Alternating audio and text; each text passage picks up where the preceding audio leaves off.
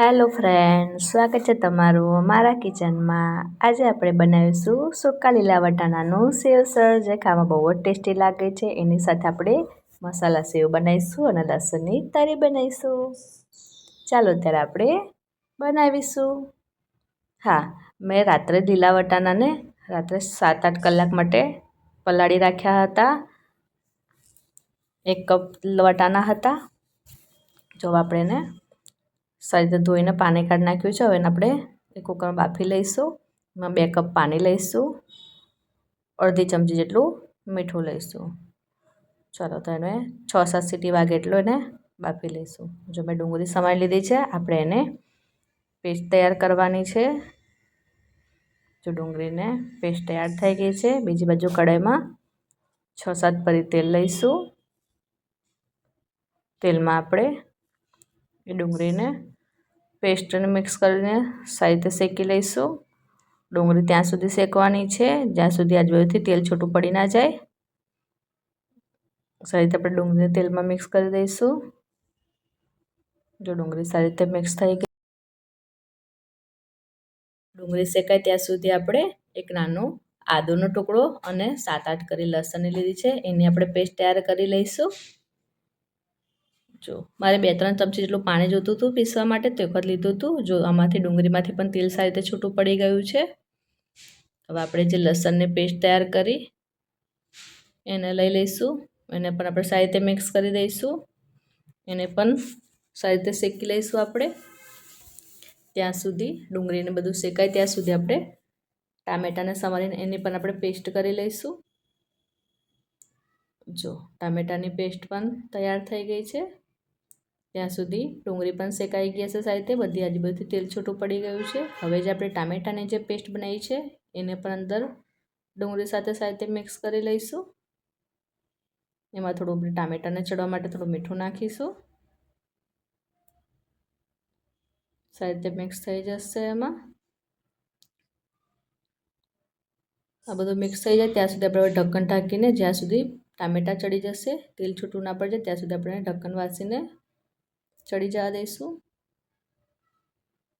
જો ટામેટાની પ્યુરીમાંથી તેલ ઘણું છૂટું પડી ગયું છે। હવે આપણે સારી રીતે મિક્સ કરી દઈશું। ટામેટાં ઘણા શેકાઈ ગયા છે। હવે આમાંથી 4-5 ચમચી જેટલી પેસ્ટ કાઢી લઈશું। એનાથી જ આપણે લસણની તરી બનાવીશું। જો મસાલો સારી રીતે શેકાઈ ગયો છે। હવે આપણે એમાં મસાલા કરી દઈશું। એમાં 1 ચમચી કશ્મીરી લાલ મરચું, અડધી ચમચી હળદર પાવડર, 1 ચમચી ધાણા જીરું પાવડર અને 2 ચમચી સેવસળનો મસાલો। સેવસળનો મસાલો ના હોય તો તમે પાવભાજીનો મસાલો પણ લઈ શકો છો। હવે આ બધું આપણે સારી રીતે મિક્સ કરી દઈશું। મસાલો શેકાઈ જાય એટલે જે વટાણા બાફીને મેં તૈયાર રાખ્યા છે એને પાણી સાથે જ નાખી દઈશું। એને પણ આપણે સારી રીતે મિક્સ કરી દઈશું।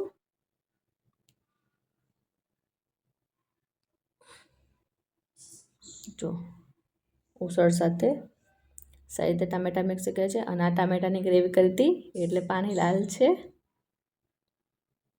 એમાંથી જ મેં પાણી લઈ લીધું છે મિક્સ કરીને। આપણે એને સારી રીતે મિક્સ કરી દઈશું અને બીજી બાજુ એક નાની વાડકીમાં 1.5 ચમચી બેસન લઈશું। બેસનની પણ આપણે થોડું પાણી નાખીને એની પેસ્ટ તૈયાર કરી દઈશું। હા, એમાં એક ગાંઠા ન રહી જાય રીતના સારી રીતે પેસ્ટ તૈયાર કરવાની છે। બેસન આપણે નાખીશું અંદર તો ઉસળ થોડુંક જાડું થશે। જો સારી રીતે ઉસળ ઉકળી ગયું છે।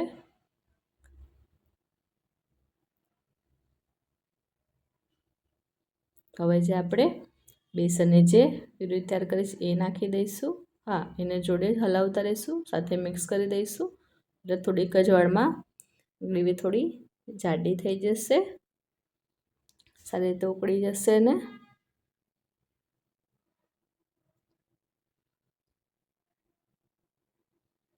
જો સારી રીતે ઉકળવા માંડ્યું છે।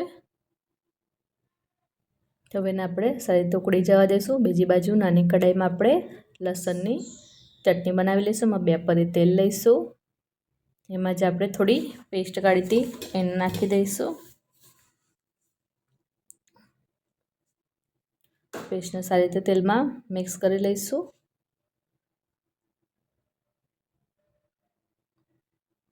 હવે 1 ચમચી સેવસળનો મસાલો, આમાં તમે પાવભાજીનો મસાલો પણ નાખી શકો છો. સેવસળનો મસાલામાં 1 ચમચી કશ્મીરી લાલ મરચું, બંનેને સારી રીતે મિક્સ કરી દઈશું.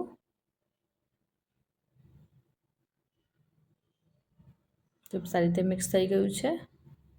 હવે આપણે એમાં તરી કરવા માટે થોડું પાણી નાખી દઈશું. જો મિક્સ થઈ ગયું છે, હવે એને થોડી વાર માટે ઉકળવા દઈશું. જો તરી આપણી તૈયાર છે. આપણે મસાલા સેવ બનાવીશું, એના માટે મેં સેવ લીધી છે. સેવમાં આપણે થોડુંક લાલ મરચું લઈશું.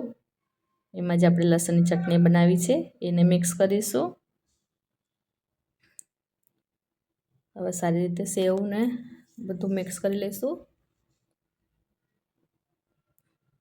એટલે આપણી મસાલા સેવ તૈયાર થઈ જશે. જો તૈયાર છે આપણી મસાલા સેવ. ચાલો ત્યારે આપણે સર્વ કરી લઈશું ઉસળને. જો ઉસળમાં પહેલાં સેવ નાખીશું, પછી ડુંગળી નાખીશું, પછી આપણે જે લસણની તરી બનાવી છીએ એની સાથે મસાલા સેવ, જે ખાવામાં બહુ જ ટેસ્ટી લાગે છે, ડુંગળી, લસણની ચટણી અને પાવ. એક વખત તમે મારી રીતે જરૂરથી ટ્રાય કરજો, તમને ખાવામાં બહુ જ ટેસ્ટી લાગે. અને હા, મારી ચેનલમાં નવા હોય તો મારા વિડીયોને લાઇક કરજો, શેર કરજો અને મારી ચેનલને સબસ્ક્રાઈબ કરજો. અને હા, વિડીયો ગમ્યો હોય તો લાઇક કરજો. અને હા, નવા જ વિડીયો જોવા માટે બેલ આઇકન જરૂરથી દબાવજો. જો તૈયાર છે આપણું સેવ ઉસળ. આવજો, બાય બાય. નવા વિડીયો સાથે આપણે ફરી મળીશું.